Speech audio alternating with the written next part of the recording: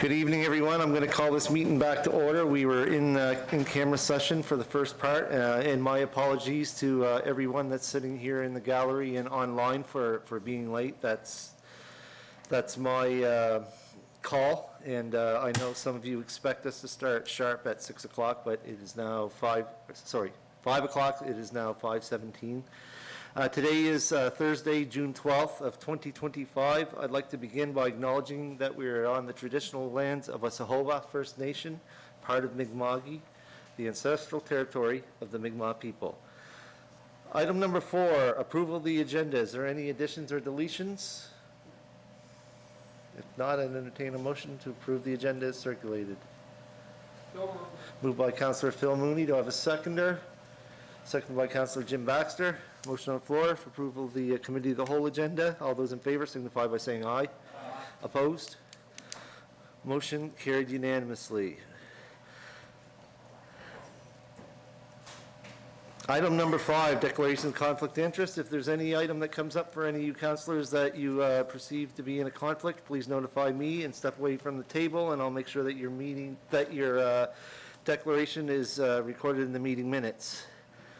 Item number 6, approval of the minutes. We have 3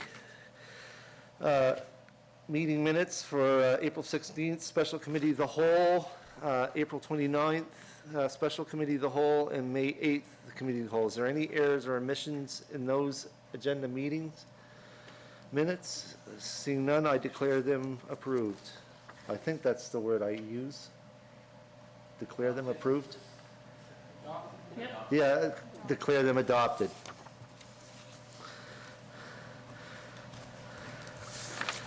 They always say you can't teach an old dog new tricks. I didn't consider myself old, but I still can't be taught any new tricks. Well, if I wasn't paying attention for a second, were we going to do anything with the in-camera portion about the parkland dedication, That will come up. That will come up in a regular meeting, because there's the Committee of the Whole, and then we have a regular council meeting that I called. Thank you. So we'll add them there. Item number 7, presentations. Item 7.1, Yarmouth and Acadian Shores Tourism Association. With us today, we have Mr. Neil McKenzie, who's been with this organization for how many years now? I believe this is 12 now. Has it been that long? 12 years, perhaps. Has it been that long? Wow. Well, anyway, Neil, thank you very much for coming in and joining us. I'll turn your microphone on. And you're going to have a little chat with us tonight. So I guess what we'll do is we'll open up the floor to you. Thank you. Good evening, everybody. Thanks for inviting me. I was invited to present, to give you an overview, I believe, of our activities and plans, and then entertain any questions or challenges or discussions around that. So I'll jump right into it. I do have quite a few slides here, but I am going to go sort of fast, but feel free to interrupt me at any point, and happy to chat about anything. And I am going to learn how to use this on the fly here too, so forgive me. So this is Yarmouth and Acadian Shores. This is some beautiful imagery, obviously, of some of our areas. This is the Tuscan Islands, but the agenda for this overview will include an introduction to YASTA, 2 of our key tactics and actions, which are branding and marketing, and then, of course, advocacy, challenges and ongoing work. And then, of course, we can have discussions and questions throughout. Yarmouth and Acadian Shores, otherwise known as YASTA. That's us. So Yarmouth and Acadian Shores Association, or YASTA, is the official Destination Marketing and Management Organization, DMMO, of the Yarmouth and Acadian Shores region. We've been established by the municipalities in 2010. The YASTA promotes the region through strategic marketing, destination development, advocacy, focusing on driving sustainable visitation, supporting local businesses, and strengthening the regional economy. Tourism generates a vital economic value through job creation, business growth, and increased municipal revenues. YASTA's work helps to ensure that tourism benefits residents and communities across the region, and we achieve these goals specifically through a lot of the partnerships that we forge and manage. And our key partners are Wasahoba First Nation, Municipality District of Yarmouth, you all here, the Town of Yarmouth, and the Municipality of the District of Argyll. This is the team at a glance. The four key partners here, four key senior staff are myself, Charles Robichaud. He's actually been with Yasta longer than I have. Chris Abbott and Lisa Dowsett, those are our roles. And then our seasonal and summer team is below there. Susan Huskins. We operate and manage 2 visitor information centers on board both ferries in partnership with Bay Ferries. And then, of course, we bring on a couple summer students in the summer as well. The work of a DMO. Maura Gast, who runs a large city destination in California, was quoted as saying this. I've actually had a few email conversations with Maura. She's a brilliant destination marketer and really well respected in the United States and in Canada. But it's really just building on that rule that we kind of all know about building a place. But if you build a place where people want to visit, you build a place where people want to live and work. This is a bit of a diagram of how DMMOs work in a destination. You know, it all starts with a visit. From the visit to a place where you live, to a place to work, to a place to invest. We want to keep the wheel spinning. We want to do that through brand management, through place stewardship, investment, sales and marketing, business development. And then in the end, this is the work of the DMO. I won't go through every little line there, but it's live, work, invest, and then it continues on and on. Destination marketing. A lot of what we do is marketing the region, marketing the destination, telling the story of our brand over and over in key markets like the Northeast US, Ontario, Quebec, Atlantic Canada, and overseas through travel trade into Germany, France, and the UK. YASA drives demand for travel through destination branding and marketing, event attraction and promotion, business and market development, and destination advocacy and support. Has anyone been in that hot tub, by the way? No? It's a wood-fired hot tub in Trout Point Lodge, and I believe that's in Warden Cunningham's. Oh no, that's in actually Argyle.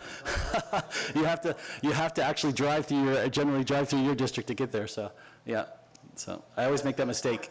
That's quite a ways out. It is, but it's fantastic location, great tourism product, and something we're really proud of and do a lot to promote. So. What is destination branding? So how we achieve this marketing is not willy-nilly. We do have a focus and a brand and a strategy and tactics, and it's all led by our brand. That is our brand story there, but basically destination branding focuses on shaping the long-term identity of a place by highlighting its unique history, culture, natural beauty, and creating a consistent image to engage potential visitors through storytelling. So when we say image, we're not just talking about images or videos. It's about what the story that imagery or any of those touch points that our brand and destination has with visitors. It's basically what they think about when they think about our destination. That's our brand. So in the same way, when you think about Coca-Cola, you don't think about tooth decay and blood sugar spikes, perhaps. You think about fun and happiness and all the other things. Well, that's the brand of Coca-Cola. It's not the logo. So,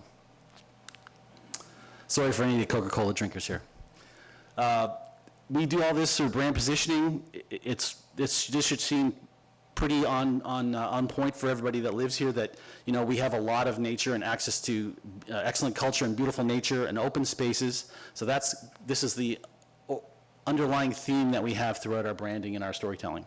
Explore nature and culture with room to breathe. And we think, for example, that image tells that story. Our brand pillars. These are not things that we're totally locked into all the time, but these are key things that we try to continue to promote and to market and to build other stories and product and experiences around. Acadian culture, Mi'kmaq culture, astrotourism or stargazing, and seafaring heritage.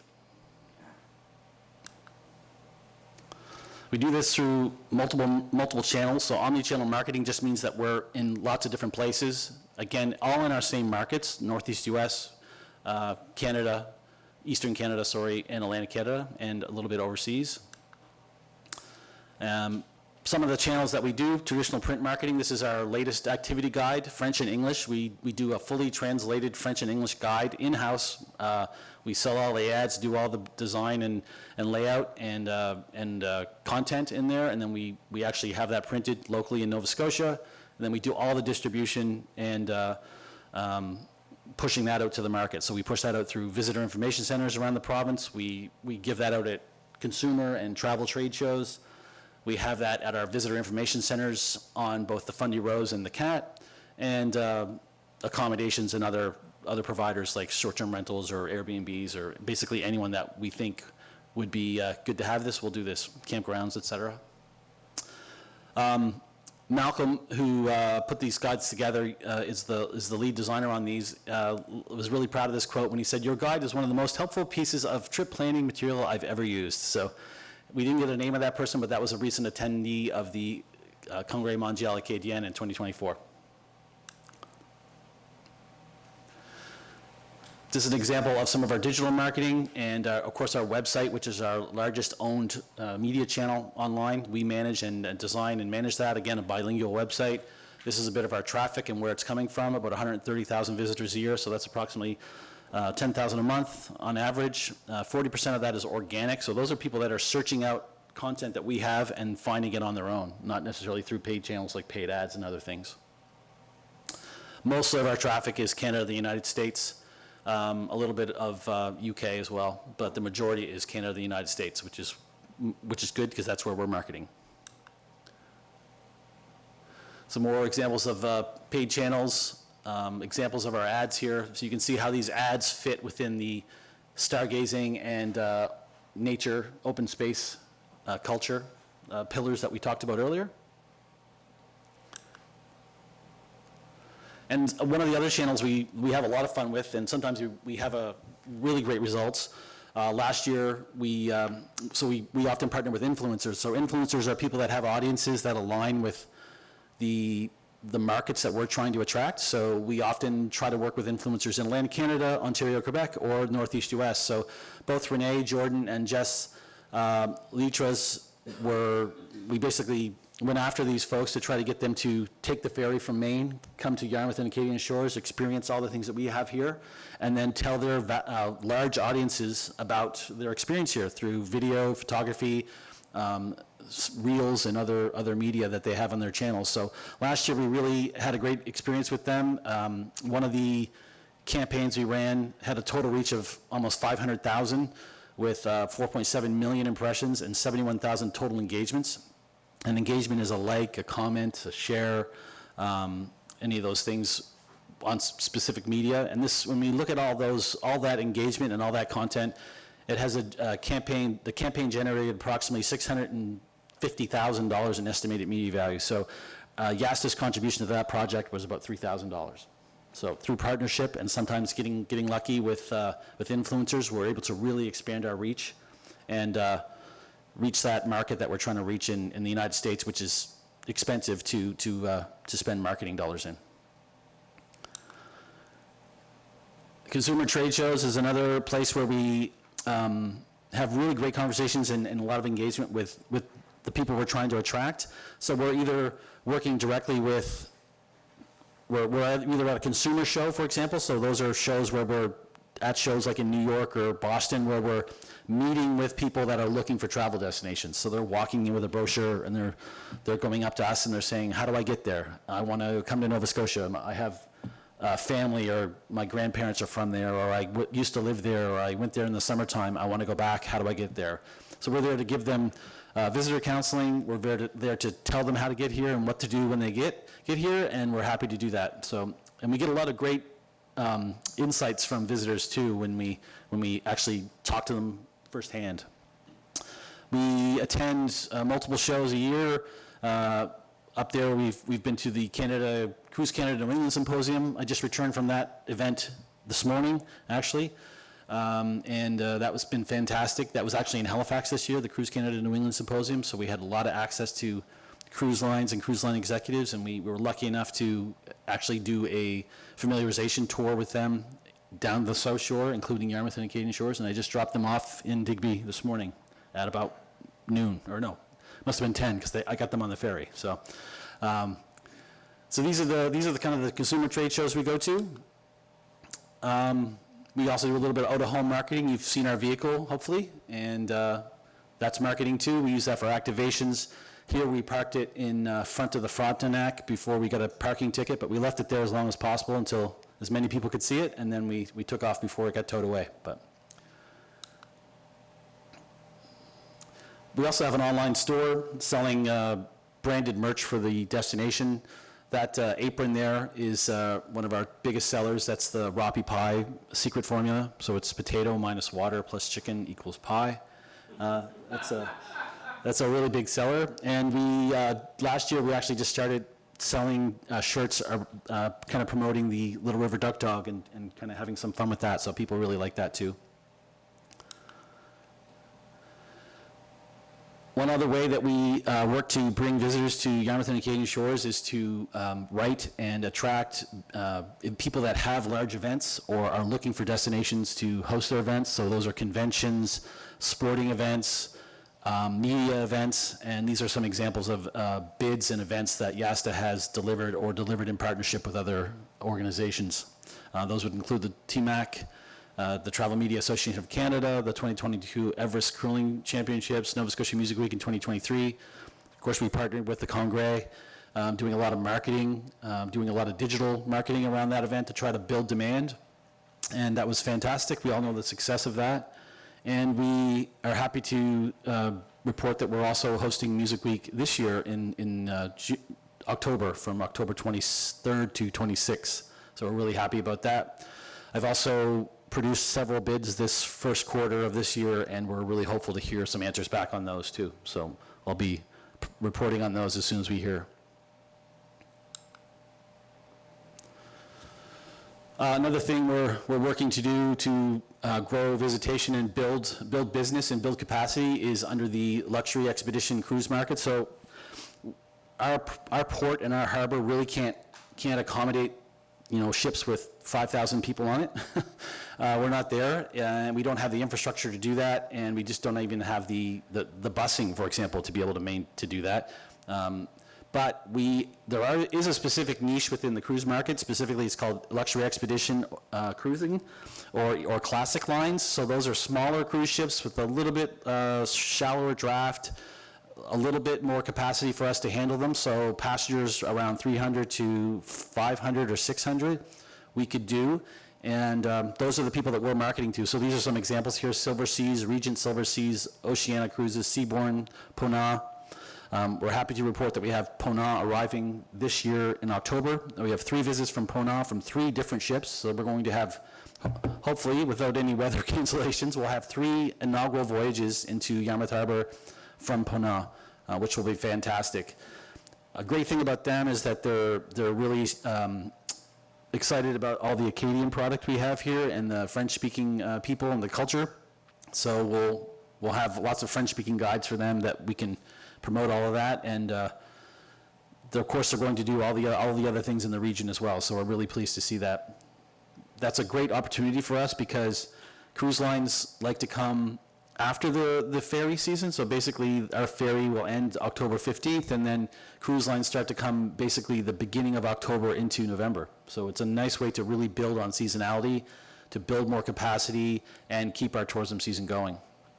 There's a shot there with me and Chris Martin, not from I think he's not from Coldplay. That's not him. I was with him this weekend. He's still very interested, and he runs the itinerary for Holland America and Seabourn. He's the worldwide itinerary planner, so he decides where all the ships go on Earth. And he's a great contact, and he's been very helpful on guiding me and giving us a lot of information on how we can position the port to attract more ships. So I met him this weekend as well. We spent some time together.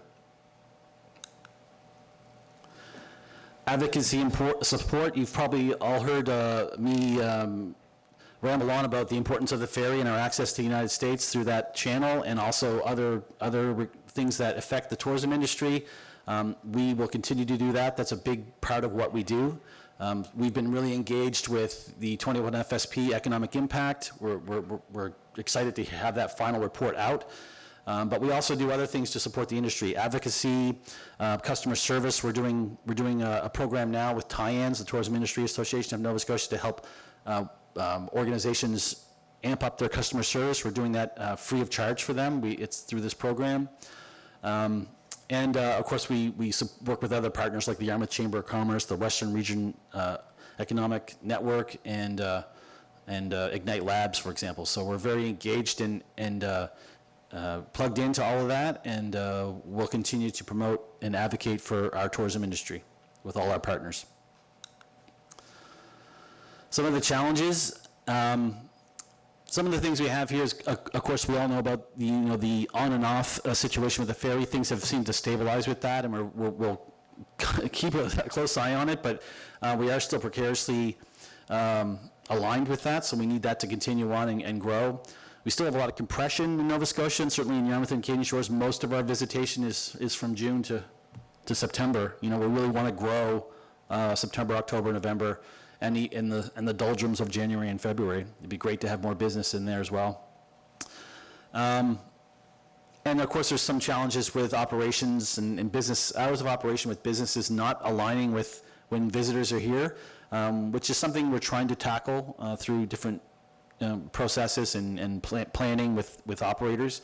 But that can be a bit of a challenge. That's a challenge throughout the province, frankly, but it's something we want to keep working at. And we have had some delays with clearances at CBSA, for example. We're getting feedback from visitors that are saying it takes a long time to clear once they arrive on the CAT. We'll continue to work on some of these challenges, but basically seasonality is one thing we're really working on in hours of operation. Our ongoing work this year will include multiple things, but we'll continue to deliver our digital programs, our paid programs in partnership with Tourism Nova Scotia and Bay Ferries, for example. Those partnerships are ongoing. That marketing is all rolling now.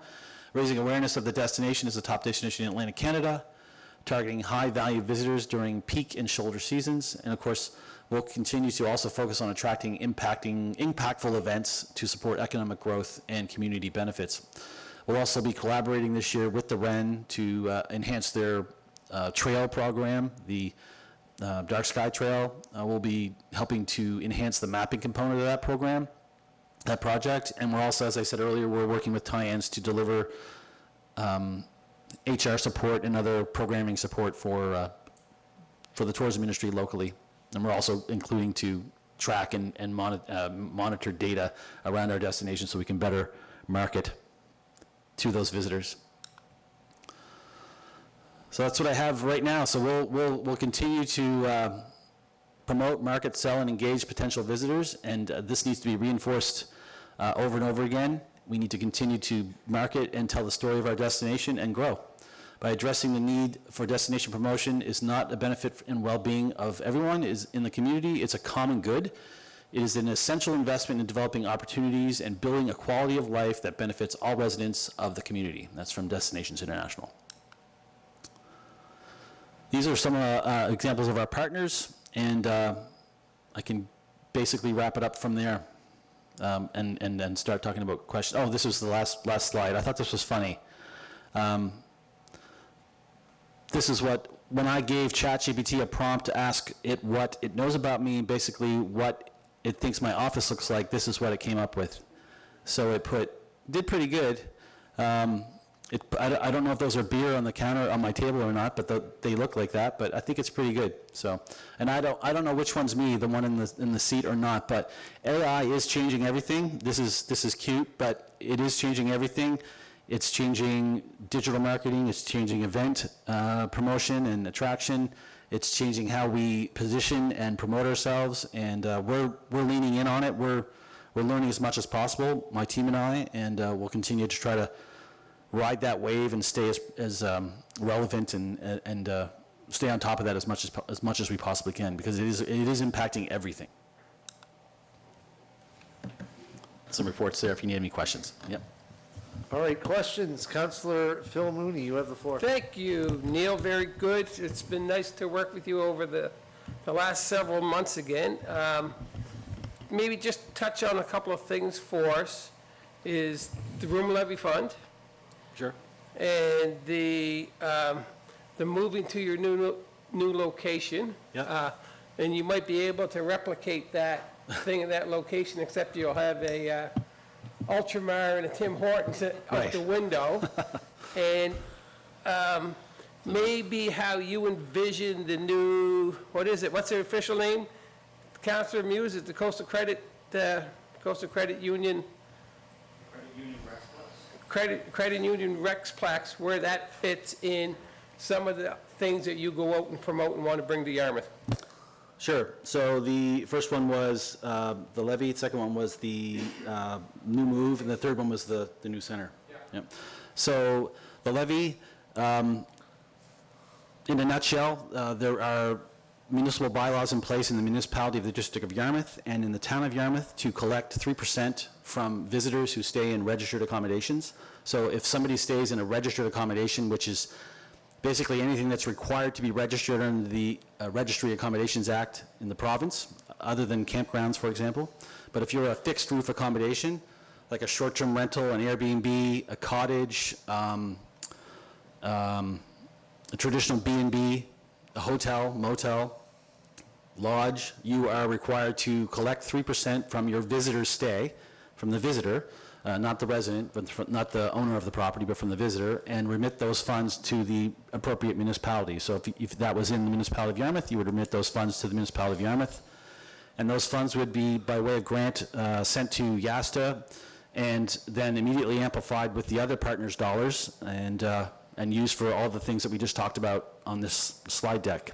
So right now we have the town of Yarmouth collecting, and we're ramping up the onboarding of the remainder of the short-term rentals. There's been a bit of a delay in getting all of the short-term rentals remitting. Some of that's been exacerbated by the housing challenges that the province has been having, and some of the legislation that's been downloaded to municipalities like Modi. But we are on a really good track now. I feel much better than I did even 6 months ago with that. So it's been a long haul, but now I feel like we're moving forward on that with both the municipality and the town. Argyle has passed their first reading of their bylaw, and I believe their second reading of their bylaw will be very, very soon. And so they'll all be on board. So in a perfect world, we'll have all three municipalities short-term rentals in those municipalities collecting 3% and then remitting it. So we'll have more resources to do the destination marketing that we're doing and all the work that we're doing, including attracting events, cruise ships, marketing, and all the other things we do. Wassaw Hobart First Nation is also a partner of YASTA. They are not subject to any bylaw for the town or municipality, but they are voluntarily remitting and collecting funds from their hotel, from their guests that are staying in their hotel, which we think is excellent because it shows that they value the work that YASTA and our partners like Modi are doing to promote the destination. So we're very pleased that they're also a partner. And they're critical to things like the new recreation investment, because without, my job is to help bring visitors here, and one way we do that is through events, sporting events. I'm going to be working hard to try to bring swim meets and other things here. I think, and of course, I think the True by Hilton and properties like the Comfort Inn, for example, they're key to have quality accommodations nearby to make sure that we can host those events. Many of you have been involved in bids for events, and one of the biggest things you ever have to answer in those bid documents is your room capacity. You have to clearly demonstrate you have the rooms available to host the folks that will come. So accommodations are key. They're a huge partner in all of this, and I think it segues really well to the plans that we're doing at the Mariners Center. I'm overjoyed to see what's happening there. I'm really excited to see when that really is finally done. I think we'll be able to attract swim meets from a provincial perspective, perhaps some training camps in Nova Scotia, but I also think we can do things like the 55 games. So last time we hosted the 55 games, I actually had to run the swim meet myself, and I did that in Clare because we didn't have the capacity to do it here, so we would certainly be able to do that. We could host the national 55 games, for example, and our pool would be, tied into that, and because they're all swimmers as a part of that event. And I think that even within the time frame when the ferry is running, we could start building relationships with Maine and other partners in the Northeast U.S. to bring swim camps and other things and other events that would utilize the pool and that facility during the summertime. So, for example, we have swimmers that hop on a bus in March and go to Maine to swim over March break.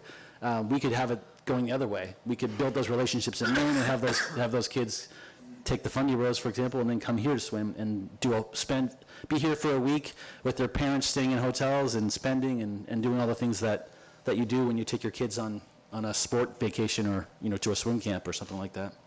The new location, we're in Tuscott, 4111 Highway 308 Tuscott.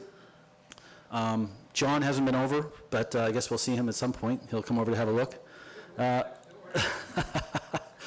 And we're in there. We're basically done. There's a few things we need to touch up, but I'm hopeful that we can have our AGM there on the 25th with our board in the actual building.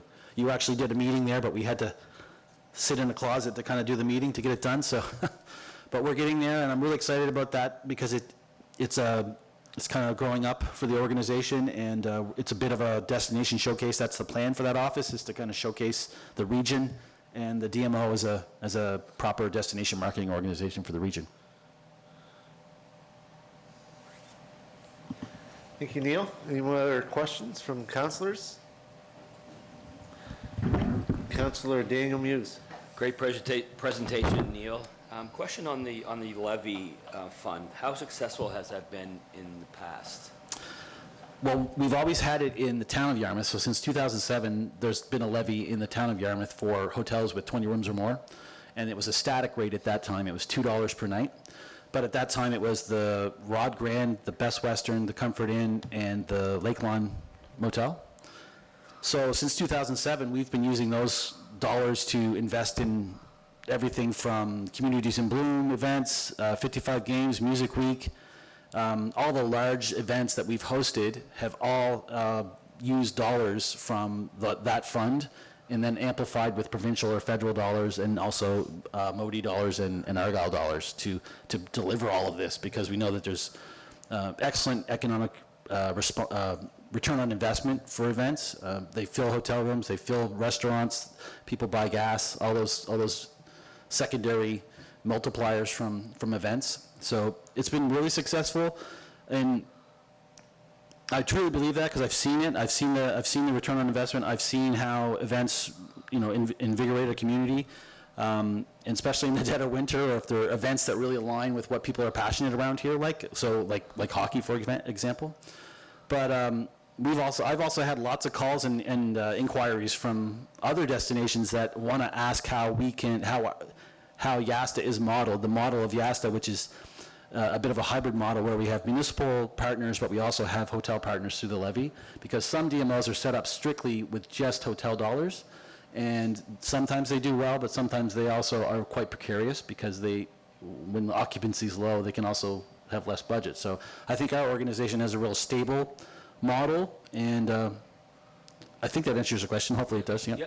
So it would be a huge uplift when MODA and Modi get on board with this and keep on going. Yeah, Yeah, yep, that's great. yep. Modi's on board, and it's happening with I think Modi. there's a few hiccups still right now in the Modi area. I know some people who can't seem to get signed up for it, but it'll iron itself out, I think. Yep. If you do have a short-term rental operator that has a challenge onboarding or anything like that, that's what we're here to do, to help them do that. Okay. We've commissioned a third party to help us manage all this, and we're there to help because we want to get them onboarded and doing that. So one more question on that. How is this being policed? So we're not policing it, but what we're going to do is we're going to monitor and see how, if you're a short-term rental accommodation in Nova Scotia, you are required by law to be registered with the province. If you're not, you're operating in an illegal accommodation. So that's the first thing. So that's a provincial legislation. So if you sell rooms in Nova Scotia and you're defined as an accommodation, you're required to register your accommodation. Part of that registration is a requirement that you provide some information, such as room night sales and occupancy. I think are the two main things you have to do to the province, I think on a quarterly or a monthly basis. So they would, that's one way that we would be able to see if an accommodation was operating but wasn't collecting or wasn't, registered, for example. would be one way to police it. So there's two layers of that. The provincial legislation would be one layer of enforcement, and then at the municipal level, the levy bylaw is also a bylaw, which then would trigger typical bylaw enforcement processes. It would be my guess. Any other questions? Seeing none? Questions from staff? Seeing none, thank you very much, Neil. No, I haven't made that 30-second walk across the parking lot to come in and see you yet because, number one, I'm quite busy and only get a few-minute break. And number two, I do know there's a lot of construction and stuff going on there, and sometimes they say the best place for a politician when there's construction going on is to stay away rather than going there for a photo op. So anyway, it's going to be really handy because actually when I do have a few minutes, I plan on doing that 30-minute walk. I could even do it in the rain or snowstorm. So thank you very much, Neil. Appreciate your presentation, and thank you for all the good work that you've done on behalf of YASTA for the past 12 years. So thank you very much. Really enjoy working with you over the years, and keep her coming. Thank you.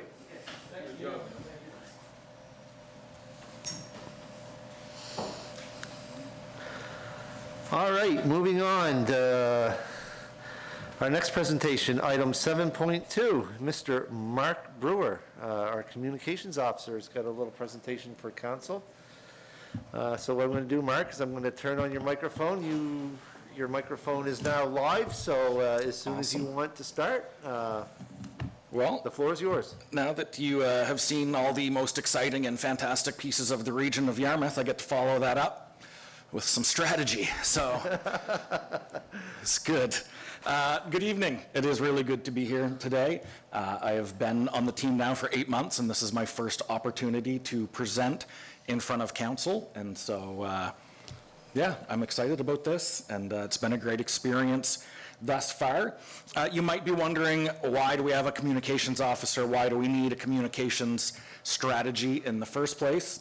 I remember in elementary school playing a game called telephone, and we would get the whole class in a circle, and the teacher would tell the first kid a sentence secretly, and then they would have to whisper it to the next kid, and then to the next kid, until it made it all the way to the very end, when that kid is supposed to say, hopefully, what the teacher said. Never. There was never what the teacher said. I don't know if anyone has ever played a successful game of telephone. And the reason why is that some kids whisper terribly, and they're really hard to understand. And some kids just hear terribly, and they don't really know what was said. And other kids are class clowns, and they deliberately want to switch things up just for fun. And some people are angry, and they don't want to be there and play this game, and so they'll mess things up on purpose. And by the time it gets through 20 people, you've got a little disaster on your hands. That is one sentence with 20 people.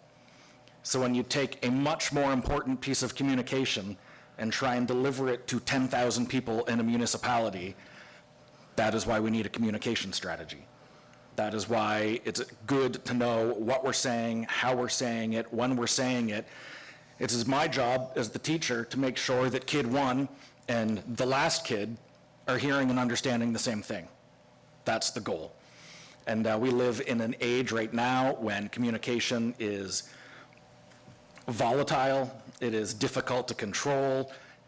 Everyone has the ability to communicate things like never before in the history of the world, and that has been a really good blessing, and that has been a really big curse. And so I want to talk a little bit about what our communication strategy is for this upcoming year. Ultimately, our mission is to communicate things in a clear, timely, and accessible way so that all of our residents are well-informed and engaged. That's the goal. We want them to know what's going on. We want them to understand what's going on. We want them to receive the information in a time that is relevant to them. As soon as that breaks down, then things are going to go poorly. If we don't communicate timely, then people are missing out on important information, and then they're upset. If we don't communicate it clearly, then there's misinformation, and the wrong things are getting repeated, and all of a sudden it's spreading out of control. And if it's not accessible, then people can't get their hands on it. No one knows what's going on. All of those circumstances are stories where communication breaks down. And as soon as there's communication breakdown between kind of the municipality and the people, then there's a lack of trust. There's a lack of buy-in to what's going on. And that is a really difficult hole to dig your way out of. And so that is our goal. I believe that good communication is good public service. One of the best things we can do for our municipality is communicate well. So some of our goals for this upcoming year, and I'll go over a few of these kind of in detail, but we want to kind of begin some proactive and protective communications. We want to increase our social media engagement. Neil was just talking about kind of how many, likes and shares and comments that they get on some of their posts. We want to get more eyes on social media because that is a really key way that we can inform people what's going on. The other way is through our website. And so we want to make sure that we are kind of tracking how that site is used. Are people utilizing it? Is it easy to use? Can they get the information they want? Are there ways that we can improve that? We did launch a new website this past year, and so we are continuing to kind of work out, little things that we learn along the way. We also want to improve our brand. Neil also talked about that. You know what Coca-Cola is. If you see a can of pop and it's red, then you'll say, hey, that's probably Coke. If you see even white letters in that little wave, you're like, oh, that's Coke. We want to improve our brand design and consistency so that when people see things, they'll know, oh, that's from the municipality. And I know what kind of information that's going to be. We also want to continue to work on crisis communication so that we can better equip our people with the information they need. For instance, if things happen like the wildfires or whatever, what's our role in that? How do we work with the other organizations that are communicating those things? How do we make sure that our people are safe and clear on what's happening when something unexpected happens? We also want to just expand and enhance our creativity. I believe that communication is much more effective when it is engaging, when it's eye-catching, when it's getting people to look at something and talk about something. And so I believe that that is important. One of my goals is simply to learn and grow. This is still a new role for me. I haven't had a full year in the position yet. And so I am learning things every day. Everything is new all the time. And so it's just my goal to keep, getting my head wrapped around as many things as I can. And then lastly, I want to talk about a brand refresh, and we'll get to that in just a few minutes. So just for instance, proactive and protective communications. This is a large part of the role, and I know one of the kind of the main desires that we've got here in this position is to make sure that the CAO and council know what is going on, so that we are better equipped to face whatever is happening. So what I mean by that is that one of my main jobs every day is to be in the news. I am reading and tracking what's happening on the All Nova Scotia website, the CBC site. I'm tracking what's happening on our Facebook pages. I'm just kind of in the news, making sure, do we know what's happening in our own municipality, and then in our county, and then in the province, and then in the country, because a lot of that stuff is important, and it will come back to us. And so what we don't want is to be surprised. What we don't want is to always have to be reactive to news that's happening. We want to be proactive. We want to have a plan before disaster strikes. We want to know what we're saying before something happens and we're caught off guard trying to fumble our way through a certain circumstance. And so I'm just kind of keeping my head, to the ground and trying to best understand what's happening so that I can communicate that to the relevant people. And so part of that role right now is it'll work on sending a weekly email, bi-weekly email, whatever works best, with some of the things that I've got my eye on. What do we think are some potential challenges? What are people starting to talk about online? What are things that are happening in the country that might start to get a little bit closer to our area, along with some potential ideas and solutions and responses. Also, I think we continue We'll continue to need to develop and expand a social media policy for the municipality, for the comments that we receive on social media, for the way that staff utilize social media. It's just good to have something in place, and so we'll continue to work on that. And then along with just updated media training, making sure that we know how to speak if someone asks us questions in some kind of formal opportunity. I don't know if you've ever had a reporter just put a microphone in your face unexpectedly and ask you something. What we don't want is panic. What we want to know is, here's what we're going to say. We have been, it's been communicated, we know our line, we know what to say, we know what not to say, and so that is one of our goals as well. So that's what we mean by proactive and protective communications. We don't want to be winging it. That is bad. And so our goal is to not do that. This is just an example of what a month on social media looked like. This isn't necessarily all true. This is purely just for the sake of an example. But each month is planned out. We've got a goal, we know what's happening, and we know what we want to say. For instance, we'd like to start highlighting a small business of the month in the municipality.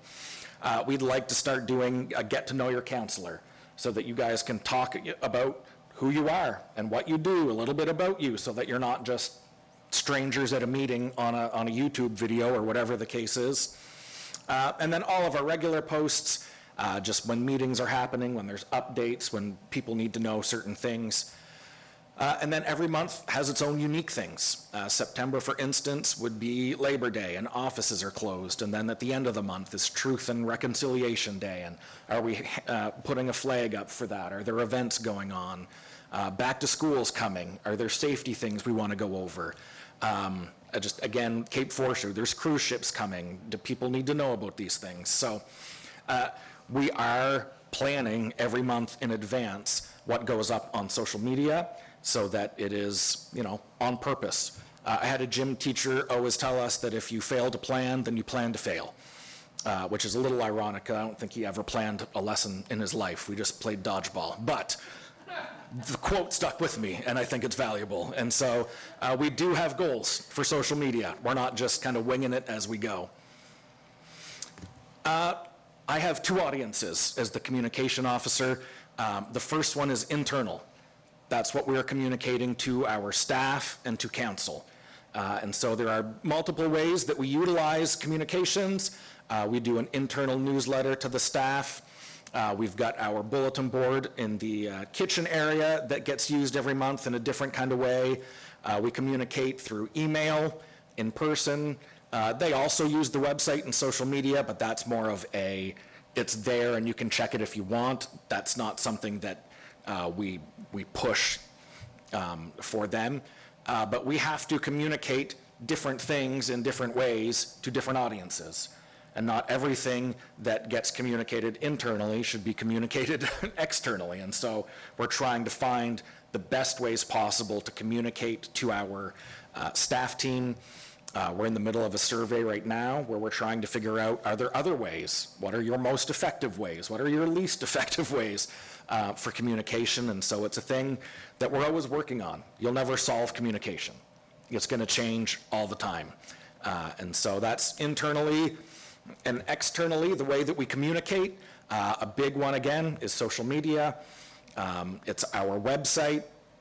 Our newsletter, our paper newsletter, is about to go into the mail, and so our goal is to try and reach people. If they're on the internet, great. They can find it on social media or the website. If not, old school, paper in the mailbox with a stamp. We're trying to reach as many people as we can. We're going to start using a little more deliberately text updates that people can sign up for. Again, they can use, email, phone, they can come into the office. We still utilize radio and printed news ads.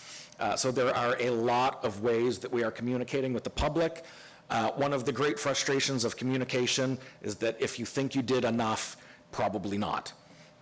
No matter how many times you communicate, people will always think, I didn't know that was happening. I didn't know that was going on. So our goal is to just try and say it as many ways as we can, in as many places as we can. And so that is how we are, working on communicating with the public. So this is the brand design piece. I think it's important that everything we communicate online looks a certain way. We want people to know that that's how it looks. We want them to know that it's from us. We want it to be in a way that is with plain language and accessible. So it's, it can't be ultra fancy. It can't move and be a video or, certain slides.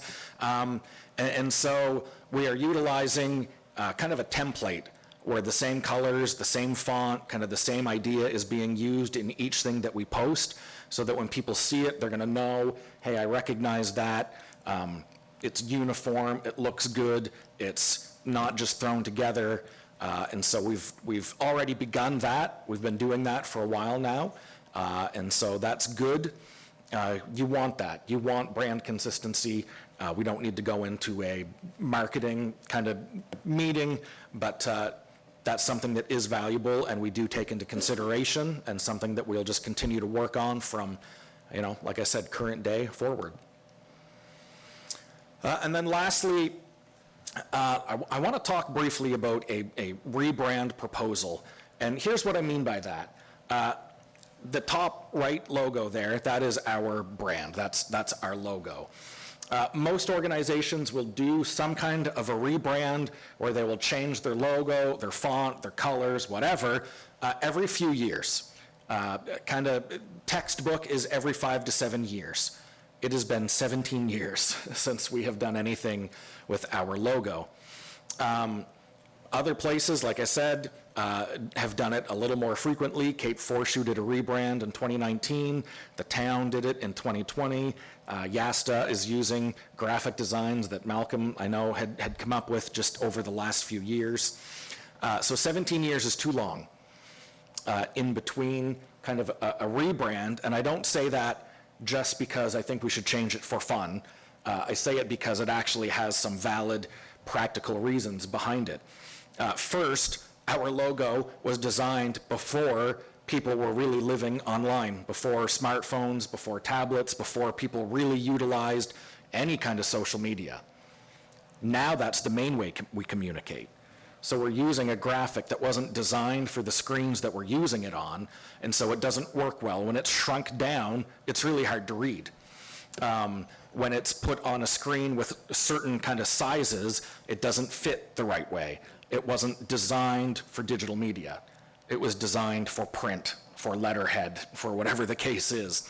And so it really doesn't work as well as it should on the internet. If you kind of enlarge it, it gets pixelated. It's not clear. It's not what it should be. And then on top of that, there are some accessibility issues with it.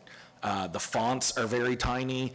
They are in a cursive font, which we are told to avoid with our accessibility guidelines. And so it becomes difficult to read, difficult to know what it says.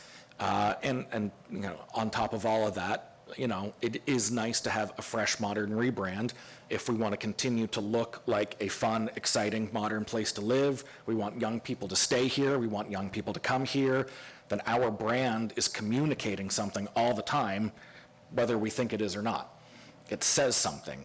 And so I think the time has probably come for us to at least look at how do we change this? How do we move into the future? How do we come up with a brand that better reflects who we are, that hits all of our accessibility kind of guidelines, and that is built for kind of the technology age that we're in right now? That being said, to do a rebrand of something like this is a very large, very expensive project.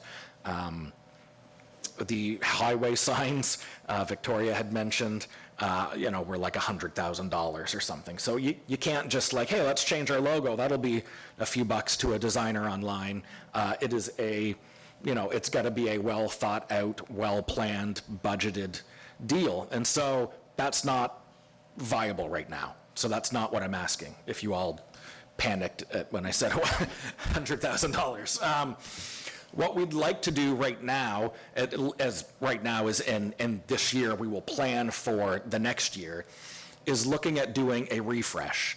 And so the basic picture is going to stay the same, but how can we make it, slightly redesign it so that it works better on screens, so that it accomplishes the accessibility guidelines.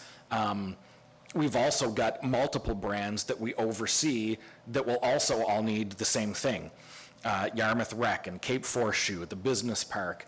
We can't just do ours and not all the other ones. And so then it becomes a much larger project.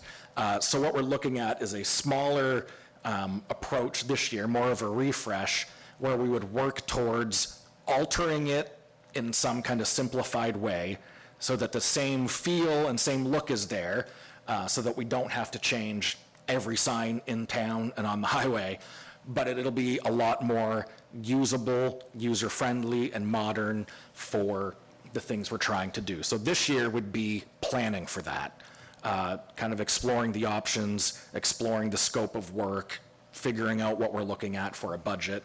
But I just wanted to present that as an idea that we are looking to do kind of in these coming years. I do think it's pretty important.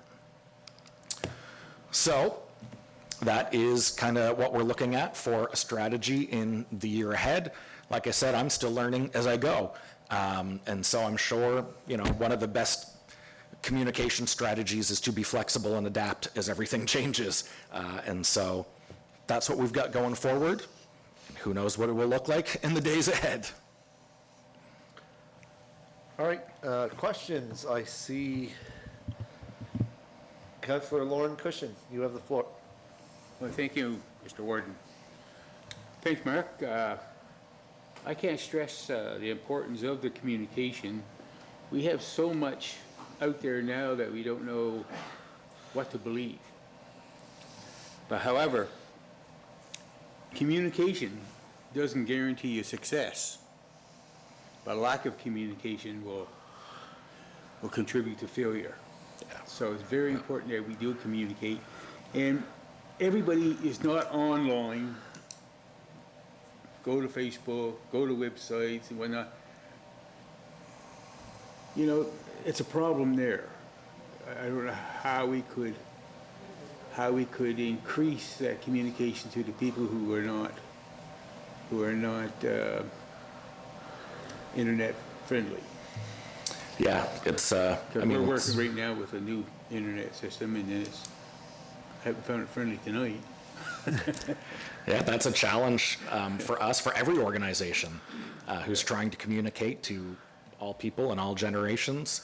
And so that's just one of those times where we try everything we can and see how it goes.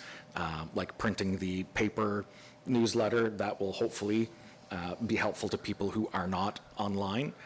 We do also try and maintain a really busy front office area where you can speak to someone face to face. We don't have a robot that answers our phone. You know, people don't like that. People want to talk to a human, and so we do try to make sure that when you call, you get a person. You can come to the desk and someone will be there. And so that, you know, we'll keep that going as long as we can. And it's color coded, the different feeds and whatnot, you know, that'd be the very catchy. That's good, thank you. Yeah. Thank you. Councillor Jim Baxter. Mark, first, thank you for your presentation. Very well done. Second, thank you for assisting myself, Mark, and Jillian in preparing a little Port Maitland event that we did the other weekend. That was much appreciated. You have a very important job and a very challenging job. Welcome to the new role. Yes, thank you. To put it into context, you have to keep us all on track and make sure we're putting the same foot forward and consistent messaging, and another challenge is going to be to make sure that we're presenting to the community as approachable and open, and that they know what the business is that we do here at Modi. It's a very important role, And congratulations, thank you. Yeah, thanks you. And I agree. I think helping our people see you and learn more about you is going to be a really important step in that. So that is, you know, like one of the strategy kind of goals for the year ahead. Done, Jim? Done.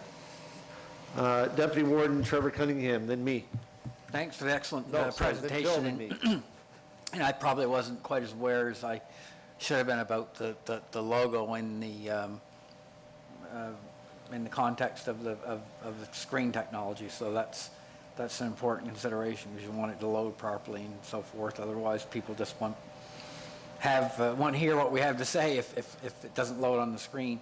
I guess the other question was around AI, and again, that's something that we're going to have to make use of at some point.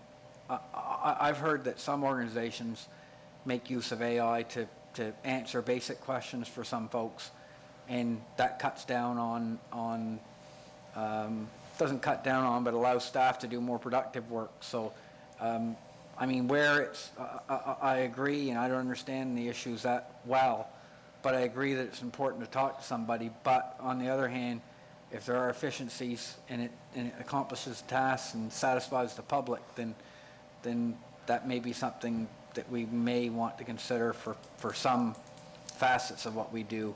And again, I'm leaving that very open-ended. I'm not pretending I know much about it, but maybe just comment a little bit on that, Mark. Yeah, we've actually discussed that in-house, just recognizing that we need to come up with some kind of guidelines for how we are going to use AI and how and when we won't use AI.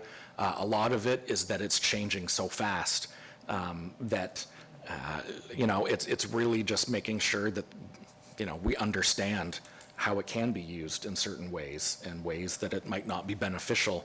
I actually attended a seminar, this was last month at the AMANS conference, and it was about an hour and a half of a guy who was talking about ways that they have begun using AI in kind of basic helpful ways, and then things that they have learned to avoid, things to look out for, things to kind of work towards in the future. But I think for us right now, our goal this year is to discuss what does that usage look like for us, how will we use it, how won't we, you know, especially nowadays where people are concerned about confidentiality.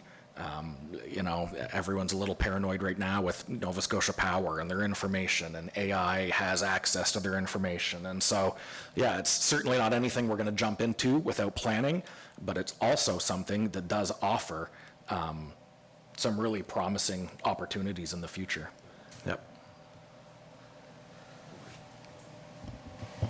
Councillor Phil Mooney. Thank you, Mr. Warden. Mark, good presentation. Couple questions.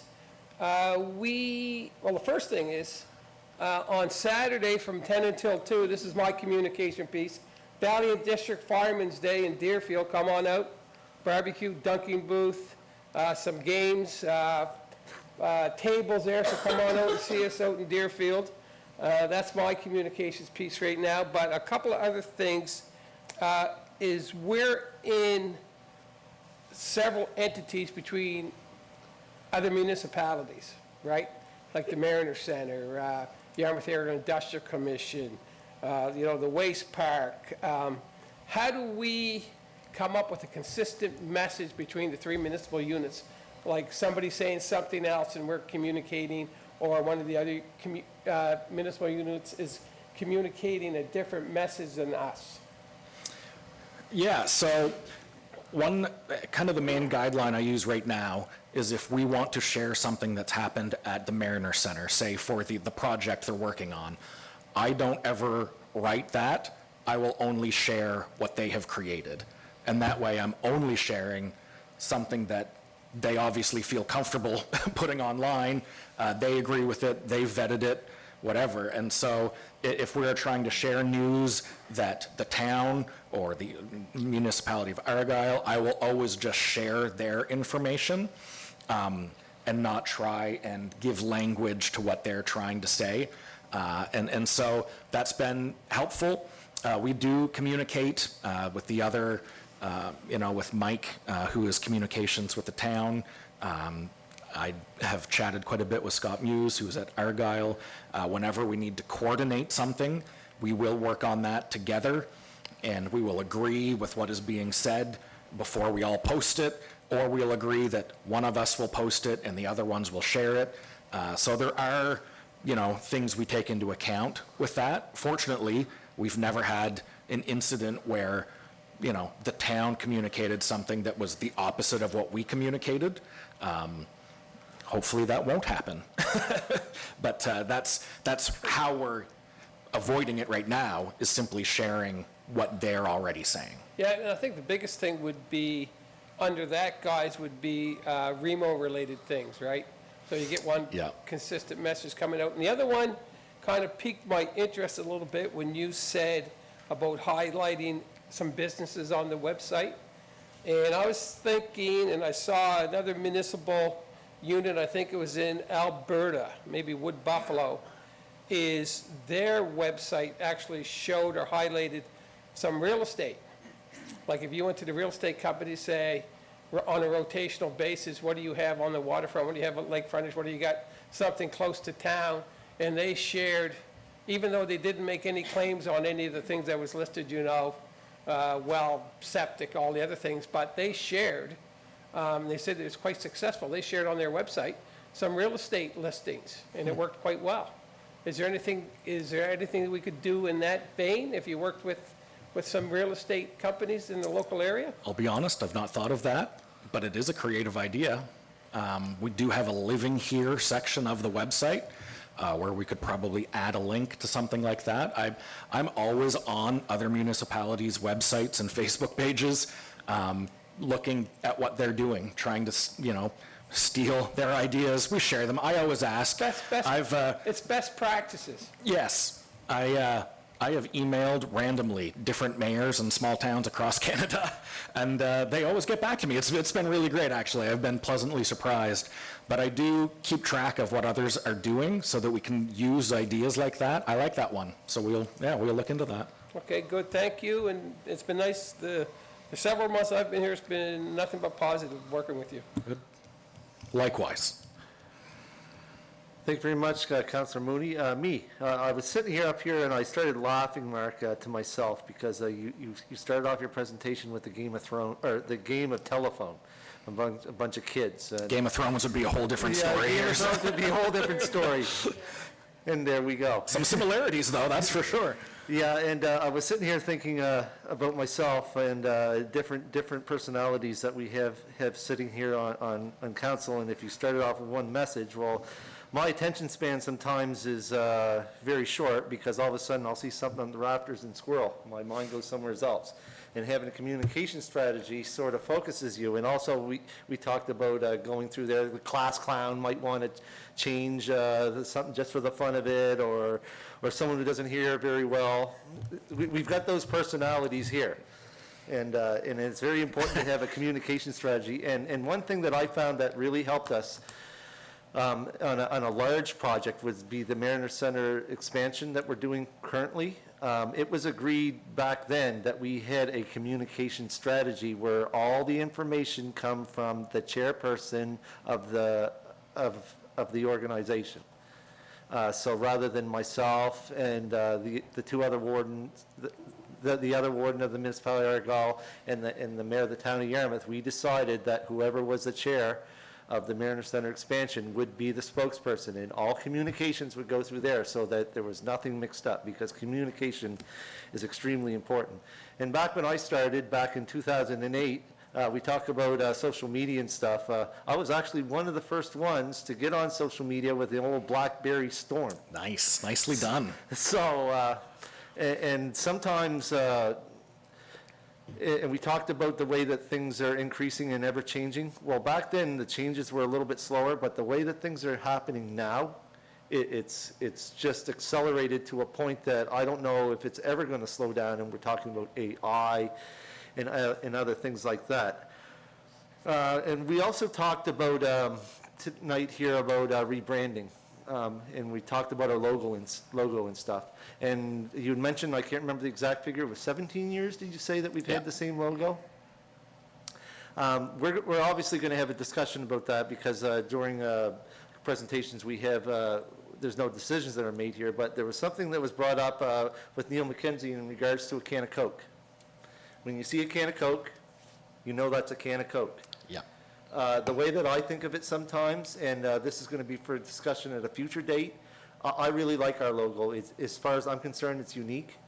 And I do understand the need for updates and stuff in the fonts and stuff like that, but there's some important features in there that I personally, like I said, we're not discussing it here today, but myself personally, the first thing I thought of, when I see that logo, the first thing I think of is the municipality of Yarmouth.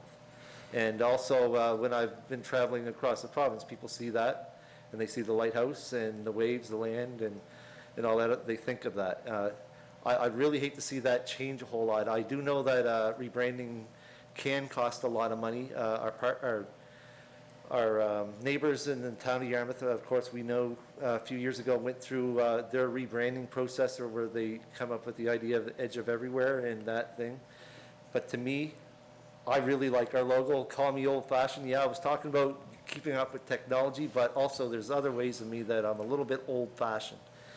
But Mark, communication is key to anything we do, and it's very important that we get the right communication out there. And I do know that you've been working proactively on different things that's been happening across the province and saying, hey, keep a lookout for this. Something that's happening in a neighboring municipality. There was actually a quick little brief note that you put out to council if we ever received any questions from media, because you never know, because media always looks for controversy or someone to go against the grain. And I think that was very smart. And that's the first time that happened, and I really like that idea. So I'd like to thank you and staff for giving us all the heads up on that. I'm not going to talk about which situation we're talking about because I don't want to cause any undue things, but thank you very much, Mark. Really, really great presentation, and I'm looking forward to seeing where our communications will go, because also in our strategic plan, as you know, and you were part of, that communications is key. And this is just moving forward with our strategic plan and that we're going to be moving forward with in the next 4 years of this term of council. So thank you very much. Yes, well, thank you all. Very much appreciate it. I promise we won't change the logo too much. Well, it's like this. What I think is maybe a little bit different from other council, but at the end of the day, whatever we come up with, I'll fully support. So we'll see. Maybe I'm a little bit too old-fashioned. Thank you. All right. That's the last of the presentations. Item number 8, correspondence. We have 2 pieces of action for correspondence. We have 8.1.1, the Town of Yarmouth Wastewater Treatment Plant Upgrades and Rehabilitation Project. The Town of Yarmouth looking for a letter of support. Councillor Phil Mooney. For discussion, Your Worship, I'll make a motion that the municipality of the District of Yarmouth support the application for funding to the Canada Housing Infrastructure Fund for the Town of Yarmouth's wastewater treatment plant upgrades and rehabilitation project. They are undertaking this critical project to upgrade and enhance the town's wastewater facilities to ensure they meet both current demands and future growth within the communities they serve. These improvements are essential to maintaining reliable infrastructure that supports our residents, businesses, and essential services in both the town and the municipality of the District of Yarmouth. Okay, a motion on the floor. Do I have a seconder? Seconded by Councillor Lauren Cushion. Councillor Mooney, you still have the floor? I think anything that the town does to upgrade their facility for wastewater treatment and plant upgrades also help us out here in the municipality when it comes to infilling some of the areas that are closer to town that we're looking to put some residential housing on that use the town of Yarmouth's water facility, or water in some of their facilities. So if it's a win-win for those guys, it's going to be a win-win for us. Thank you. Any more discussion on the motion on the floor? Seeing none, all those in favor signify by saying aye. Aye. Opposed? Motion carried unanimously. Thank you very much, council. That will be going to the regular council meeting for final approval. Item 8.1.2, a letter received by Linda Allblack, property tax concerns. Now, I received this letter from this resident. I got to pull it back up. And it was originally addressed to myself and also the Mayor Pam Mood in regards to her property taxes and the raising of the building of a structure that she made and the high costs at which it was assessed to. And so what she's basically asking here is for the Municipality District of Yarmouth to come up with a tax rate that will work much better to build homes and help people stay in their homes.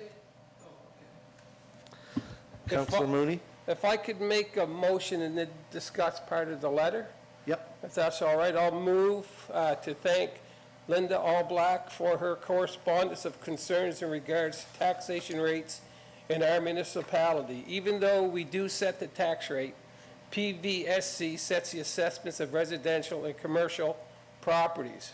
I think Ms. Allblack should also share her observations to PVSC and the Department of Municipal Affairs and MLAs Nick Hilton and the Honorable Colton LeBlanc. Okay, a motion on the floor. Do I have a seconder? Seconded by And Councilor and Jim in that Baxter. concern is, even though, that is said in the motion, we do set the tax rate. We do not set the valuation of the property. That's an independent arm's length corporation that is, even though it is funded by the municipalities, they do that work. So I think if she appealed her tax rate using some of the concerns that she showed in her correspondence to yourself and to Mayor Mood, that might show in a reflection to the review with Property Valuation Services that she might get a reduction in her tax rate. And the other one is, even though she said our rebate of $200 is pretty much insulting, she does not qualify because she is unable to pay her taxes all at once. Have we changed that, CAO? So that goes against the tax bill now, right? Right, so she may have been referring to the one-time program that was launched last year, which Yes. did require accounts to be Yeah. fully satisfied. The consistent program that council has does not have that requirement. It's an exemption that's applied before the tax bills are sent out. The program that had ran last year was actually a rebate. So if people are on a payment program and they're making their payments consistently, then they're not disqualified from that program. Yeah, so Yep. this is a little different than the one last year. Yep. So most of her concerns, and you're going to see in the next part of our agenda, is when we talk about 8.23 is a billing letter from the RCMP, and they're talking about the increases in assessment and the increases in taxes, is we're going to be getting over $100,000 increase in RCMP costs, right, for one of the quarters. So I think some of her concerns would be addressed if she sent the same letter to our MLAs in PVSC. Thank you much. I agree. Any other comments, questions? Councilor Jim Baxter, you have the floor. I guess mine is a question. Thank you, Warden. It's a question. Her request is a kind of a different rate for rural municipalities. My question, I guess, is through you to the CAO. Do we know, are we on par for other rural municipalities for tax rates? Shelburne, Barrington? So I took a peek around. So the tax rate in each municipality may or may not include exactly the same services. So the District of Digby is $1.31. Clare is $1.10, but there are area rates that go on top of that for certain services. Argyle is $1.13, Barrington is $1.10, Shelburne is $1.26, and the District of Yarmouth is $1.18. And that $1.18 includes sidewalks and streetlights, which are frequently area rated in other municipalities. So I would say that we're in the right neighborhood. And the other piece is that's been the tax rate since 2018. So council's done a great job of keeping the rate low, even though other cost drivers for homeowners have been going up, the tax rate hasn't gone up. And council would have the power within the Municipal Government Act to take a look at a taxation model that would reflect level of service. That's a very large project. That's a very big conversation to have. It would be a significant paradigm shift in your governance model. Thank you. No, I was just wondering if we were on par, and it sounds like we're either on par or better, so thank you. Oh, I don't know, someone sounded like they opened up the Pandora's box, because I was talking about, we were talking about sidewalks and different things, and I'm a big advocate at times, until someone proves me wrong, of area rates for services provided. So that is a very big undertaking, and I don't know if this council would want to take that, but that would be a very large project for council to take on. Be almost like doing another municipal planning strategy and land use bylaw review. It'd be on that order, and it'd cost a lot of money. It would be worse, I think. It certainly would be worse, because then you may start considering paved roads versus dirt roads versus streetlights versus Versus ditches. ditches, or whether the road was paved. I don't know if I'd want it to get into that. I think the system that we have works fairly well for what it is. Is there any more discussion on the motion on the floor? Seeing none, all those in favor signify by saying aye. Aye. Opposed? Motion carried unanimously.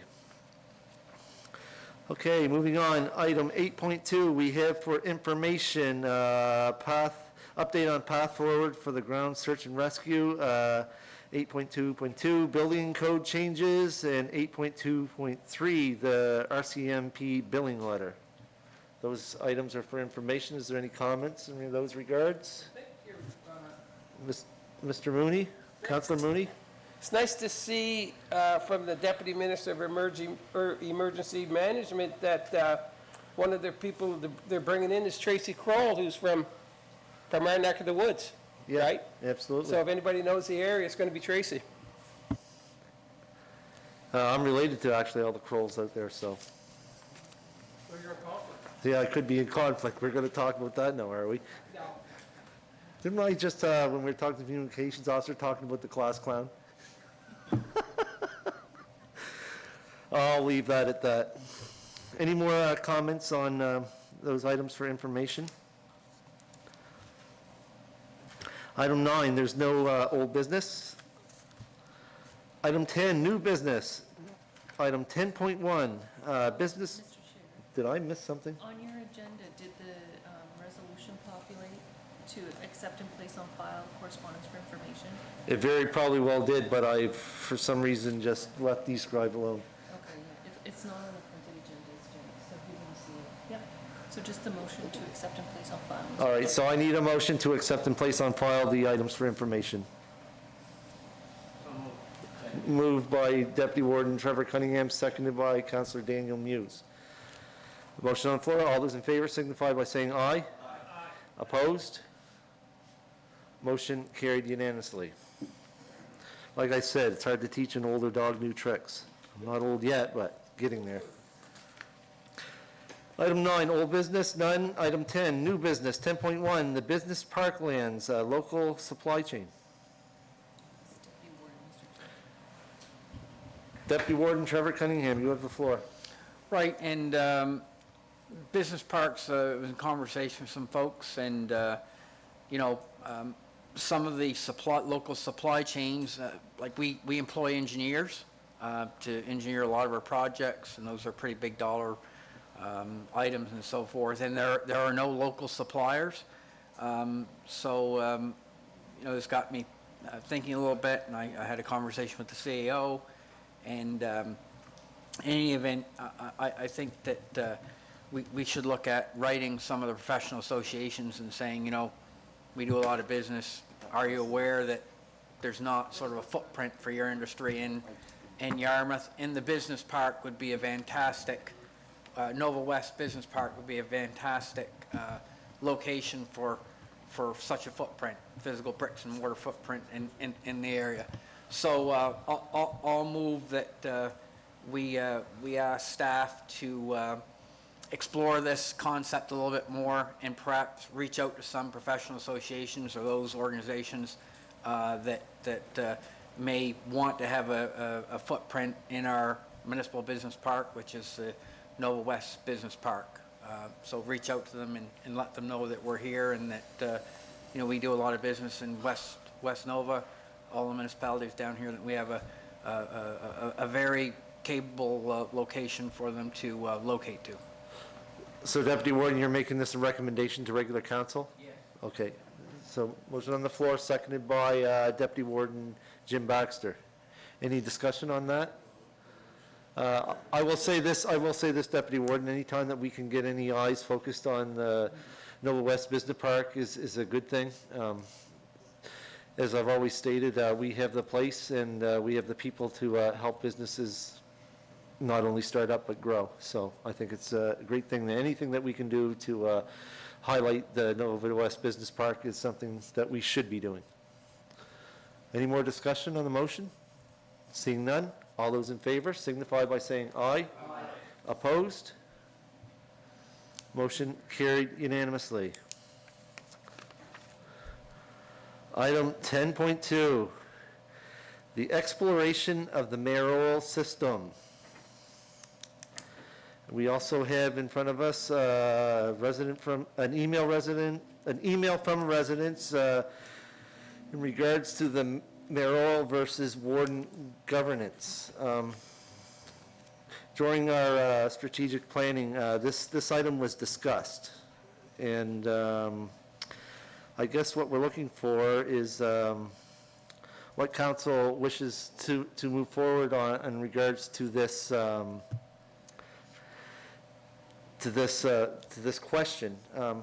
I was involved in this when we did the last boundary review. I think it was 2022, and I believe there was a final report issued to council. I think it was in 2023. But this issue has come up again. It's something that I do hear. I'm looking forward to hearing the discussion.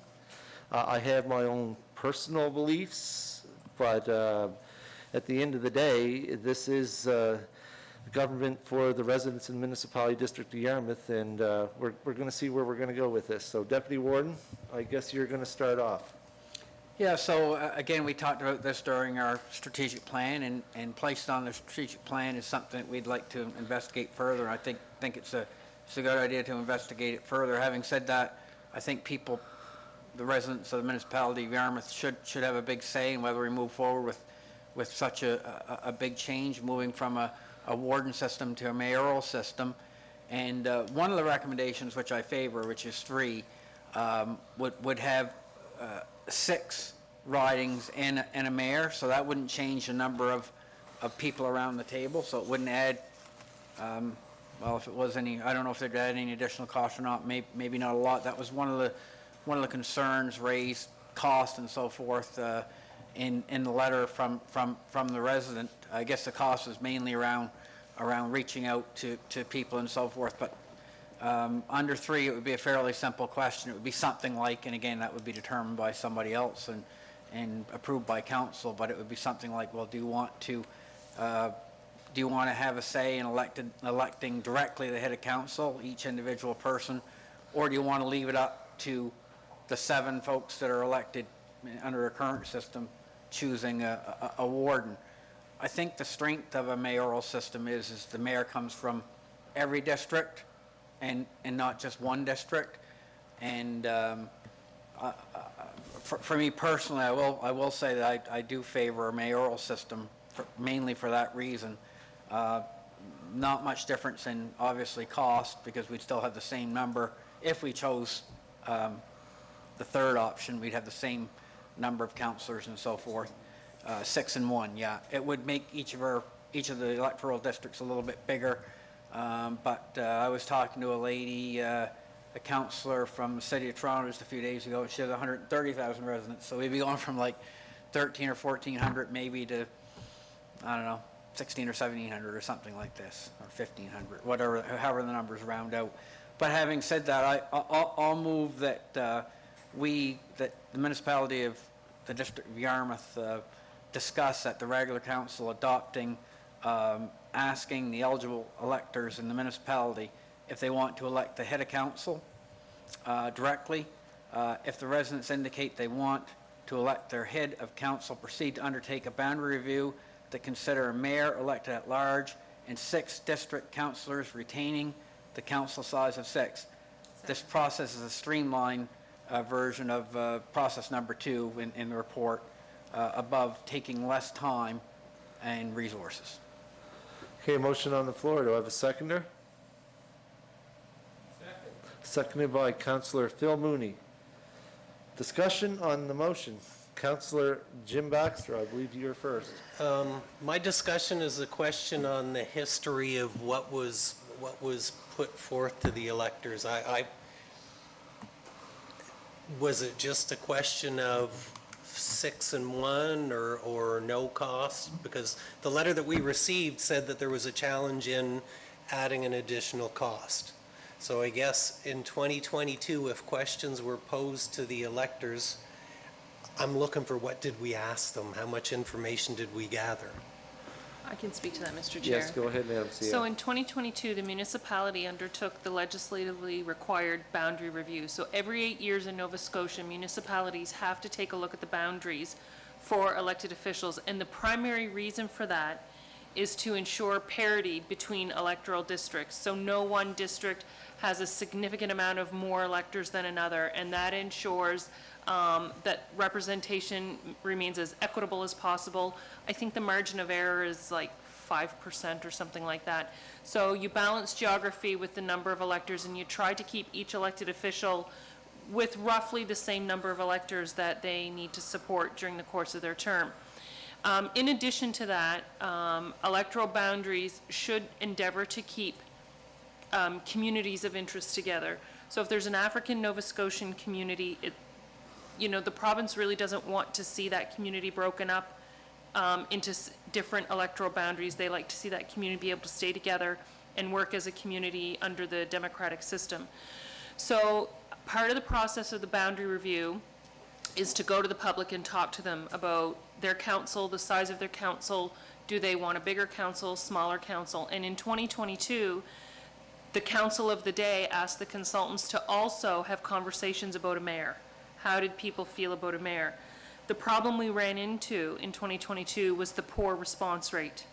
So there were online surveys, pop-up events, paper surveys were provided, postcards were available here and circulated out in the community.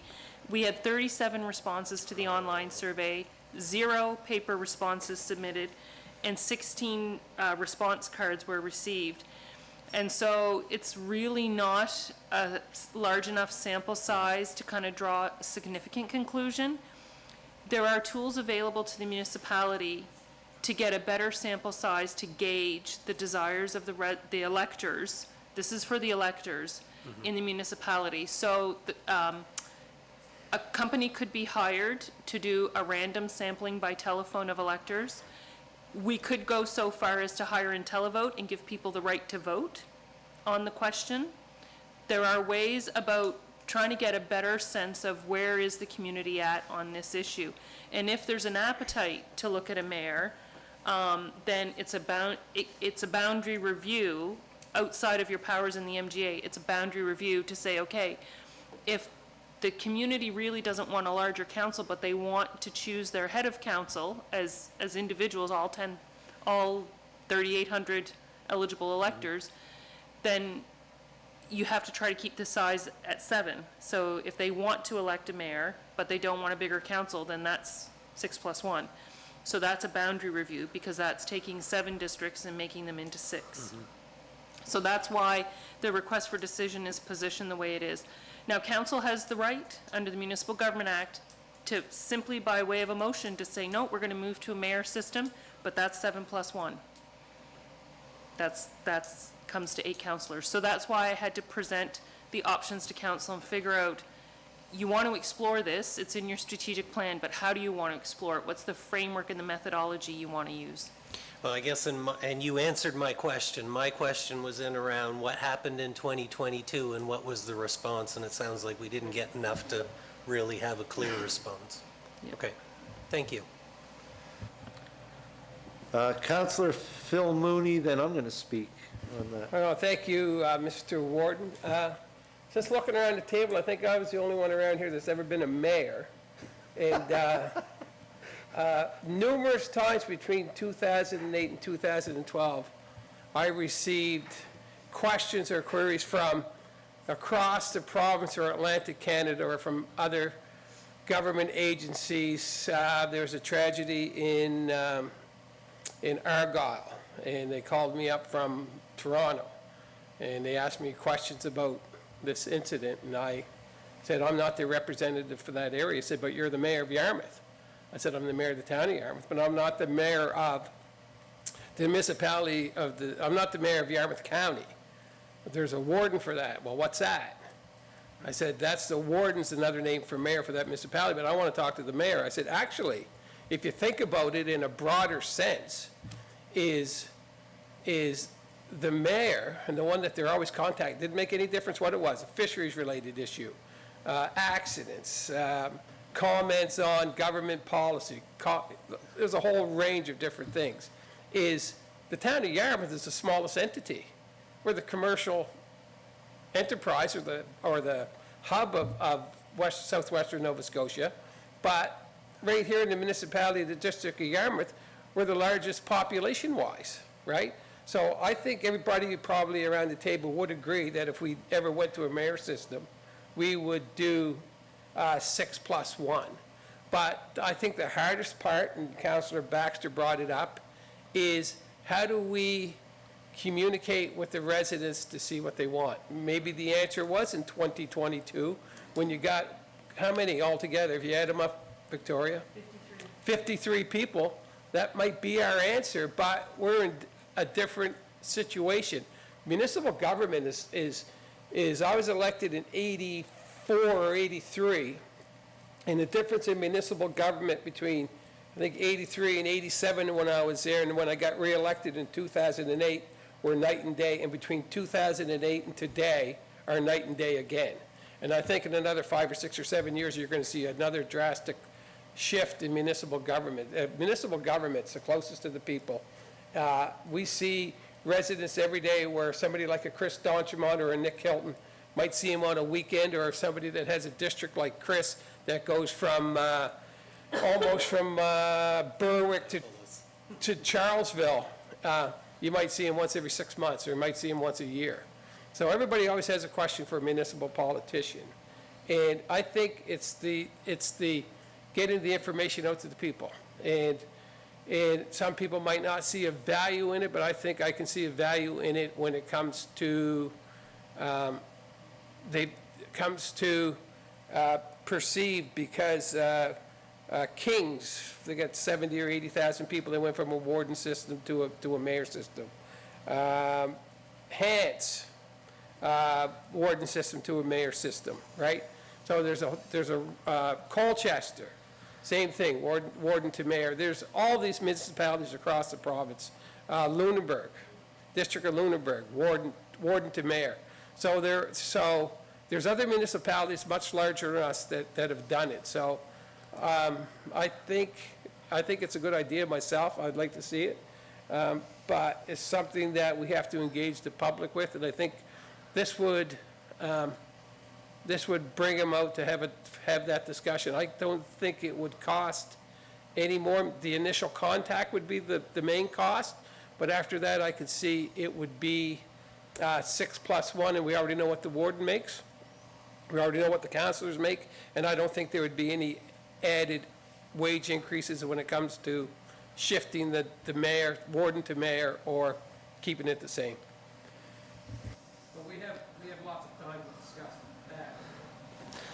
Yeah, absolutely. We do have a lot of time to discuss that. It's funny because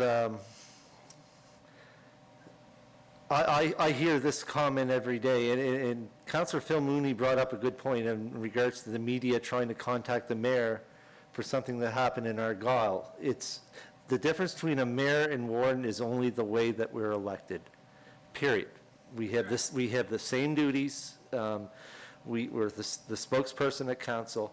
The only difference is the mayor is elected by the residents of the municipality, or the way that I was elected is I was elected by my colleagues sitting around the table. Many times I hear on the street, and it's usually people that are displeased with me, well, I didn't pick you as my leader. We should all have a voice in that. And I hear that quite a bit more than people think. And it's usually people that disagree with the decision of council, but whether you're the warden or the mayor, once the vote is voted on and the results are in, it is the mayor or the warden's job to support council's decision, no matter how the mayor or warden voted, period.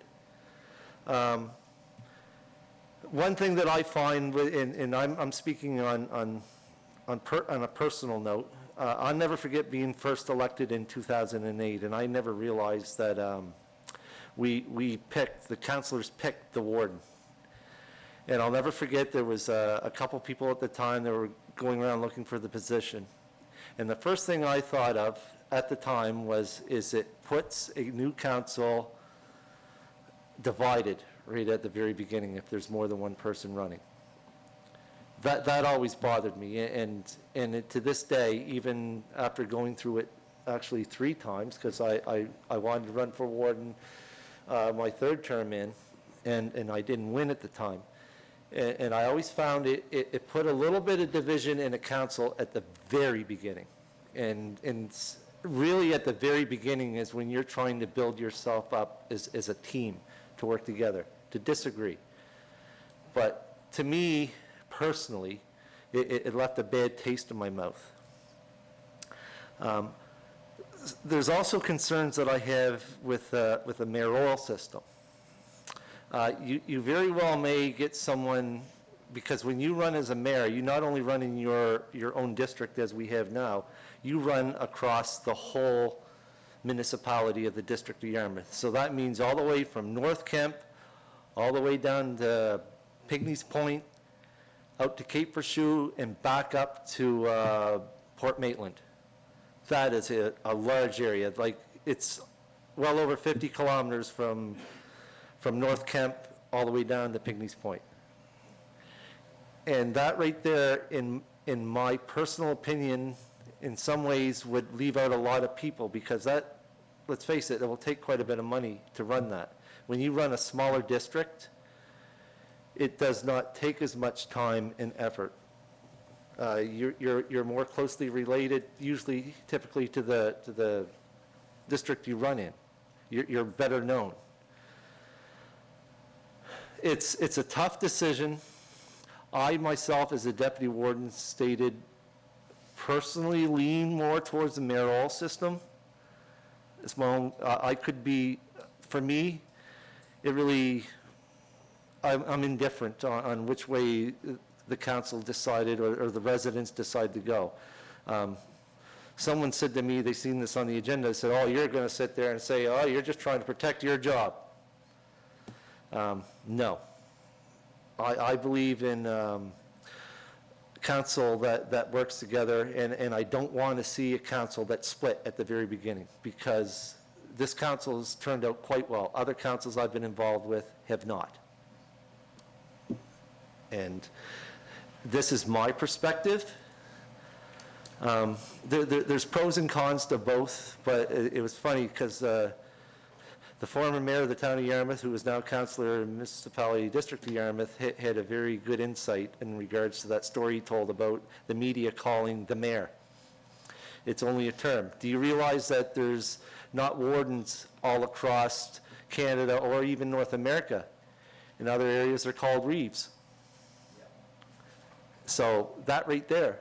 But everybody knows what a mayor is, whether you're in small town USA or if you're up north, you know what a mayor is, because when I travel, people ask me what I do, and I say, that's a loaded question, because usually a politician doesn't like to say that they're on the thing. Well, I'm the warden of the municipality district of Yarmouth. The warden, what's that? But if I said I'm the mayor of the municipality district of Yarmouth, they would automatically know. Even though it's just a term, and the way that you're elected is what I consider a barrier to someone who may not have the resources. But then again, we're allowed to get campaign donations as well. So if there's a group that think there's someone who can do the job better than me or someone else, they certainly can get in. But what I'm saying is it's a little harder, because I also run a provincial campaign, and it's much more difficult to cover the area that we do. And anyway, I've taken up my 5 minutes. I could go on. I support the motion that's on the floor. We should be, as far as I'm concerned, resuming, or at least looking into it again, because I seen what happened over the past, this will be my 5th term, what happens when we elect a warden, and I don't like the way that a council starts off at the very beginning, and that's my main reason. So I don't know who's next. Deputy Warden. Yeah, I'll be brief. Yeah, I hear what everybody's saying, and there are certainly some pluses and minuses, but I think on balance, I think there's some big pluses for moving to the mayoral system, and I think fundamentally it's just a matter of democracy. It allows everybody the opportunity to vote for the head of council, and right now we don't have that, and I got a few calls about who should be warden, and this type of thing, and that's not a good position, because I don't want to have 1,500 votes. I don't think I, as an individual councillor, should have 1,500 votes in my hand to vote for the warden, because that's what we each have, 1,200 or 1,500 votes. So we're making the decision. I think the process that the motion outlines is very, very democratic, and that we'll be going out and getting a big sample, or maybe we'll allow everybody a say. Do you know what I mean? So either random sample, which the random sample will if we do it that way, would be enough to certainly be sort of very, very indicative of what people want. Or we could go to an televote type situation, which would cost more money, but would give everybody the opportunity to have a say. So I think all this is much more democratic, and we've had lots of folks over the last number of years speak to people's democratic rights to choose, and I think this, above and beyond everything else, really speaks to the ability for the ratepayer and the voter and the constituent to choose the head of council. So I think that's something that I've done several times in electing a warden, and I've been pleased to do it, so to speak, but I think there's a better way. Plus the other thing, thank you, Mr. Councilor Warden. Plus the other thing is all you have to do is realize what our warden's schedule was over Saturday, and this Saturday coming up, he's going to be going to anything from a dunking booth to wearing his chains of office in one day. Like I know on this past Saturday, he was at 3 or 4 different functions. So the mayor is, like you said, it's a big, you're an MLA getting paid a third of the money, basically. And you're expected to go to every function. And on Saturday, you're going to be anything from the Valley District Fire Department to doing a cadets review. function, right? Yep. And on Saturday before that, you're from Kemp to Carlton for Camp Penal Day to, a couple other functions that you had. So they're both warden. If we stay with the warden system or if we go with the mayor system, they're both big jobs. There's a lot of responsibility and there's a lot of interaction with the community. It doesn't make any difference which way we go. It's not going to change. It's not going to change the person at the head of the table. It's just going to change how we get that person at the head of the table. But there's a lot of responsibility in that. Any more discussion on the motion on the floor? Seeing none, all those in favor signify by saying aye. Aye. Opposed? Motion carried unanimously. Thank you, Council. Madam CL. Thank you, Mr. Chair. So just in terms of process, now that we have that direction, the next thing that council will see on this is a bit of a comparator on the investment required to do random sampling versus maybe engaging in televote and giving each elector the right to vote, very similar to the municipal election. So we'll do a little bit of work, a little bit of research, and that'll be the next piece that council will see, and we'll receive instructions on which way you want to approach that step. I will ask the CEO this question. How much time, and I do believe she knows the answer to this question, how much time would council have to drag our feet, or when would we have to make the final decision? When would that need to happen? That's in the, I think you Well, told me the date. Well, it depends on the mechanism. So council could make a decision in the election year and exercise their powers in the MGA to make that decision. If council wants to approach the work the way they've indicated tonight, this is going to probably take a year or a little better to do, so. Yeah, this is not something that's going to happen overnight, and it's the reason why that we brought this up really early in this term, so we'll have time to do it whatever way council wishes, so. I'm sorry, Madam CEO, I think I feel like now I put you on the spot, but I know we talked about this before, because it did come up in our strategic plan, and it was brought up again, and we're just moving forward with some of the recommendations of that. Okay, moving on. I'm sorry, Deputy Warden, I missed you. No worries. Yeah, I think, just to add to that, I think it was wise for us to do it at the beginning of council, have the strategic plan. That gives us plenty, and we had a presentation on communication. That gives us plenty of time if whatever decision comes, to enroll a process in the right way, give staff the time to research which options, go to the people, go to everybody, or however we do that, but make sure we have a good sound, hearing from the residents, and then that gives us enough time to make a decision. And I don't want to drag I wouldn't want to see council drag our heels too long, just an appropriate amount of time to do everything right. But I think that it's at the earliest date that we can arrive at the decision in a good manner and do the process right, I think the better, because that'll give us some time to do the communication piece before the election to make sure everybody knows, hey, we may have a little different scenario moving forward. So I think it's important to take the time to do it right. So, yeah. Yeah, there's something else too that I should have brought up at the time. My district, which I represent, there hasn't been an election in 17 years now, because I've run unopposed. And that way there, if there's a mayoral race, it'll keep everybody more involved in municipal politics, which is ultimately what I want to see. All right, item number, I believe that's the end of the new business. Item number 11, public comments. No public comments. In-camera recommendations, it's on this thing, but no, there's none for this meeting. So therefore, that's the end of the agenda. I therefore call this meeting closed. I'm going to call this regular council meeting to order. Today is Tuesday, June 12th, 2025. I'd like to begin by acknowledging that we're meeting on the traditional lands of Wasahoba First Nation, part of Mi'kma'ki, the ancestral territory of the Mi'kmaq people. Item number 3, approval of the agenda. Is there any additions to the agenda as circulated? Yes, we've got. Deputy Warden? Yeah, Mr. Chair, we've got to request that we add the 2 items that were discussed in camera, which are the Parkland dedication. Parkland dedication, yes, sorry. So we'll make that item 5.2. In-camera recommendations. Parkland dedication. Move the agenda with the additions. Okay, a motion on the floor to move the agenda with the additions by Councillor Phil Mooney. Do I have a seconder? Seconded by Councillor Jim Baxter. All those in favor signify by saying aye. Aye. Opposed?